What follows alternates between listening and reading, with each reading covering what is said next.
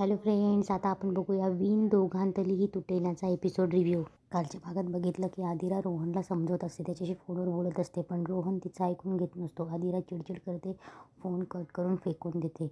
तेव्हा समर रूममध्ये येतो, फोन उचलतो आणि आदिराला देतो. तेव्हा आदिरा समरशी बोलत असते की तू असं का वागलास मिंट्या दादा, मला माहिती आहे की रोहनने मूर्खपणा केला, मूर्खासारखा बोलत होता, पण तू असं का बोललास. तेव्हा समर आदिराला समजत असतो की अगं पहिल्यांदाच आपण लग्नाची तारीख कसं ठरवू शकतो आहे, आपल्या भेटीगाठी होतील, हळूहळू भेटणं होईल, मग बोलूयात की. तेव्हा आदिरा बोलते की मला माहीत नाही पिंट्या दादा, पण मी एक गोष्ट सांगून ठेवते, रोहनशिवाय मी कुणाशीच लग्न करणार नाही, कुणाशीच ॲट एनी कॉस्ट. इकडे रोहन चक्कर मारत असतो. तेव्हा सानवी त्याला बोलते काय होतं आहे, लग्नाचं टेन्शन येतो आहे. तेव्हा रोहन बोलतो ताई, लग्न ही गोष्ट खूप छान असते ना माणसाच्या आयुष्यातली. तेव्हा स्वानंदी बोलते की हो, पण त्यातही खूप टेन्शन असतात बरं का, पण असं मी फक्त ऐकलं आहे. तेव्हा रोहन बोलतो की त्यात आदिराशी लग्न करायचे म्हणजे. तेव्हा रोहन स्वानंदीला सांगत असतो की आदिराला फक्त भांडायचं असतं. तेव्हा स्वानंदी त्याला समजवत असते की बघ, तू बोलला, तुझा मुद्दा काही वाईट नव्हता, पण त्याची रिॲक्शन तिने भांडली. हे बघ, काही लोक प्रेम करतात आणि भांडतात, याचाच अर्थ प्रेम करतात ना, मुळात भांडण हीच त्यांची. तेव्हा आदिरा रोहनला समजत असते की माय ओव्हर थिंकर ब्रदर, आता ती भांडली म्हणून झोपू नकोस, आता आदिराचे चांगले विचार करून झोप. इकडे मल्लिका आदिराला बोलत असते की काय बघितलंस तू त्या रोहनमध्ये, काय स्टेटस आहे त्यांचं, त्याचे आई वडील बघ, त्याची फॅमिली बघ. तेव्हा आदिरा तिच्या आईवर चिडते आणि बोलते की माझं रोहनवर प्रेम आहे, मी त्याची फॅमिली नाही बघितली. तेव्हा आदिरा तिच्या आईला बोलते आणि एक लक्षात ठेव, मी लग्न करेल ना ते रोहनशीच. तेव्हा मल्लिका आदिराला बोलते की झालं बोलून, तू तुझ्या मम्माला चांगल्या प्रकारे ओळखतेस, आता जर एक पाऊल जरी या घराच्या बाहेर टाकलं ना तर गाठ माझ्याशी. मल्लिका आदिराशी बोलून समरकडे येते आणि समरला भरवण्याचं काम करते की एक बाप नसलेली मुलगी, तिचं पाऊल काही वाकडं पडलं तर लोक आईलाच नाव ठेवतात ना रे समर. त्यात ही आदिरा अशी, आई आणि मुलीचे लेकीचे भांडणं होतात, पण हे इतके. तेव्हा समर त्याच्या काकूला समजत असतो की काकू, आपण लवकरात लवकर रोहनच्या घरी जाऊ आणि त्यांच्याशी बोलूया. इकडेही स्वानंदीची आई तिला सांगत असते की ह्या रोहनला काही कळतं का, किती भडाभडा बोलला, त्या आदिराला किती राग आला असेल बरं, किती वाईट वाटलं असेल, तिने जर त्याच्या भावाला म्हणजे समर राजवाड्याला सांगितलं तर, आणि त्याने ह्या लग्नाला नकार दिला तर. तेव्हा स्वानंदी आईला सांगत असते की अगं ती आपल्या घरात रुळायला पण पाहिजे ना. तेव्हा स्वानंदीची आई बोलते की मी नाही रुळले, मिस नाशिक फर्स्ट राऊंड, लग्नानंतर सगळ्या मुली व्यवस्थित आपल्या आपल्या घरात रुळतात. तिची आई सांगत असते लग्न झालं यांच्याशी काय आलं माझ्या वाटेला, मिडल क्लास आयुष्य. स्वानंदीची आई बोलते मी पण केलंच ना ॲडजस्ट, रुळलीच ना मी, आणि सगळ्यात महत्त्वाची गोष्ट आहे आपण घेऊ ना सांभाळून, आणि आदिरा आपल्या घरात आली तर आपलीच परिस्थिती सुधारणार आहे. तेव्हा स्वानंदी बोलते बरं ठीक आहे, मला आवरू दे, मला जायचं आहे, रोहनचा पण डब्बा भरायचा आहे. तेव्हा स्वानंदी तिथून चालली जात्या, आपण नंतर बोलू या विषयावर असं सांगून. इकडे आनंद समरशी कंपनीच्या कामानिमित्त बोलत असतो. तेव्हा समरला आदिराची काकू जे बोलते, समरची काकू जे बोलते ते त्याला आठवत असतं. त्याला स्वानंदीशी झालेलं भांडणही आठवत असतं आणि त्याला आदिराचंही आठवत असतं की ती लग्न करणार ती रोहनशीच. तेव्हा समर विचारांमध्ये गुंतलेला असतो. समर मनातल्या मनात बोलत असतो की कसं डील करायचं, या बाईशी कसं बोलावं, बोलायला गेलं तर भांडायलाच सुटते, पण नाही, मला तिच्या घरातल्या कोणाशी तरी बोलावंच लागेल. तेव्हा आनंद बोलतो की काय रे, कोणाचा विचार करतोय, स्वानंदीचा. तेव्हा समर बोलतो हो तुला, पण लगेच समर अडखळतो आणि बोलतो तुला कसं कळलं. तेव्हा आनंद बोलतो की वाटलं मला.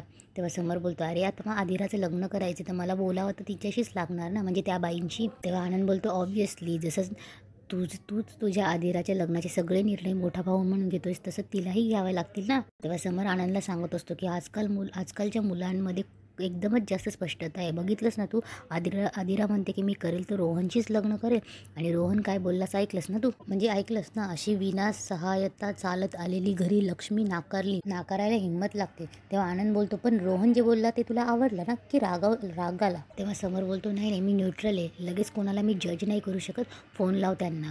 तेव्हा आनंद बोलतो की त्यांना म्हणजे कोणाला, स्वानंदीला. तेव्हा समर बोलतो आता लग्नाचा विषय त्यांच्याशीच बोलावं लागणार. तेव्हा आनंद बोलतो नाही, आपण त्यांच्या बाबांशी पण बोलू शकतोय. तेव्हा समर बोलतो नाही आता आपण त्यांच्याशी स्वानंदी ताईंशीच बोलूया. तेव्हा समर आनंदला फोन करायला लावतो. तेव्हा आनंद बोलतो की मी फोन करणार नाही, हा कौटुंबिक मुद्दा आहे, तूच आदिराचा भाऊ म्हणून तूच फोन करायचा. तेव्हा समर बोलतो मी तुझा बॉस आहे, तू फोन कर, मीटिंग फिक्स कर. तेव्हा आनंद बोलतो की हां बॉस, मग आता एक लक्षात घे की कौटुंबिक मुद्दा आहे, तूच फोन कर, हे ऑफिसचं काम नाही आहे. तेवढ्यात आनंदची बायको तिथे येते आणि समरला खूप हसायला येतं. इकडे रोहनची आई त्याला बडबड करत असते की तू किती मूर्खपणासारखा वागला, त्यांनी रिजेक्ट केलं तर. तेव्हा रोहन त्यांना सांगत असते, हे बघ आई, लग्नानंतर रिजेक्ट करण्यापेक्षा आत्ता केलेलं कधीही बरं. तेव्हा आणि रोहन तिथून निघून जातो. तेव्हा रोहनची आई स्वानंदीला बोलत असते, बघितलंस काय बोलला हा, तू बोल त्याच्याशी. तेव्हा स्वानंदी बोलते, हे बघ आई प्लीज, मी त्या माणसाशी बोलणार नाही, एक अत्यंत विम्झिकल माणूस आहे तो. तेव्हा स्वानंदी बोलते की बाबा तुम्हीच सांगा. तेव्हा स्वानंदीचे बाबा बोलतात, नंदू पण कोणीतरी आपल्याकडून बोलायला हवं ना. तेव्हा स्वानंदीची आई बोलते, हो मग आई स्वानंदीच बोलेल. तेव्हा स्वानंदीचे बाबा सांगत असतात की बघ, ते श्रीमंत असो की काय असो, पण आपल्याकडनं एक त्यांना आमंत्रणाचा फोन जायला पाहिजे. तेव्हा स्वानंदी पण बोलते. तेव्हा रोहन बोलतो की नाही बाबा, आपण आता काही इनिशिएटिव्ह घ्यायला नको. तेव्हा स्वानंदी बोलते, रोहन असं नाही चालत, बाबा बरोबर बोलताय. तेव्हा रोहन बोलतो, एक मिनिट प्लीज, तुम्ही बोलून घ्या, मी जातोय.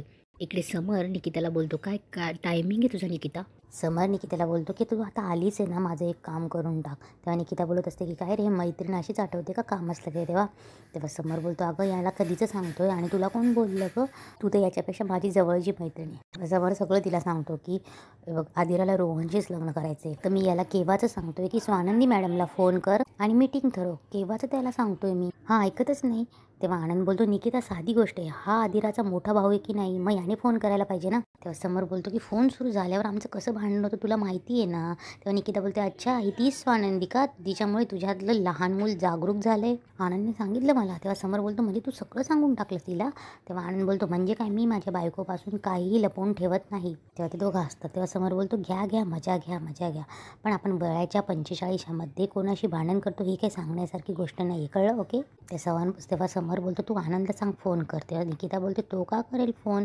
तेव्हा समर बोलतो, तू कर. तेव्हा ती बोलते की मी का करू, तुझ्या बहिणीचं लग्न ठरवायचं आहे ना, मग तू कर फोन.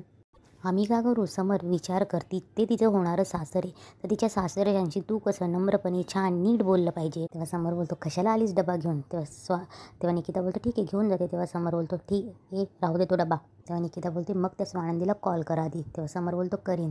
तेव्हा निकिता बोलते, करीन नाही, आत्ता माझ्यासमोर कॉल कर आणि प्लीज आवाजात जरा कधी न आलेला नम्रपणा गोडवा येऊ देत, म्हणजे अवघड आहे मला, पण ट्राय कर. तेव्हा समर बोलतो, हां बोलीन. तेव्हा निकिता बोलते, बोलीन नाही, काय बोलशील सांग मला आधी. तेव्हा समर बोलतो, तू मला सांग काय बोलू.